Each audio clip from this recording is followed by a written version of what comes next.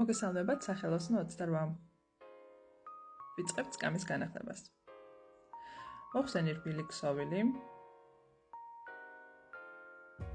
წავუსვით წებო, სადაც უკვე გამომშრალი გახლდათ და სკამის სიმყარე დარღვეული იყო. შემდეგ ვამაგრებ სპეციალური დამჭერით, რომ კარგად დაფიქსირდეს და დაეწებოს. დაზიანებულ ადგილებში ვიყენებ ხის ფირხს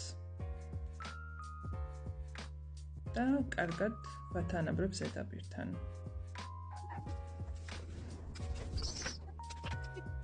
აპარატის დახმარებით ვიწყებ დამუშავებას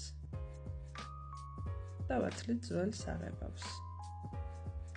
მიუდგომელ ადგილებს ვამუშავებ ხელით და სრულიად ვასუფთავებ.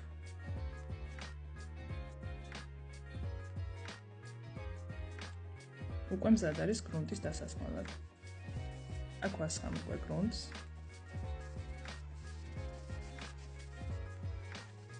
გაშრობის შემდეგ კვლავ ვამუშავებ ხელის უმფარით, რომ შესაღებად მოვამზადოთ. დავიწყოთ შეღება. ჯერ ესმოვა პირველი პირი, შემდეგ მეორე.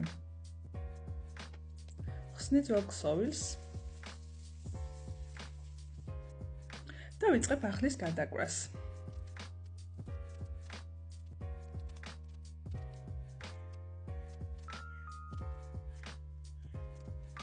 შემდეგ ფუთავ, რომ არ დაიმტვეროს. და ესეც ბოლო დეტალებია. უკვე შეგვიძლია ავაწყოთ სკამი და ვნახოთ, როგორი იყო და როგორი გამოვიდა. მადლობა თქვენ.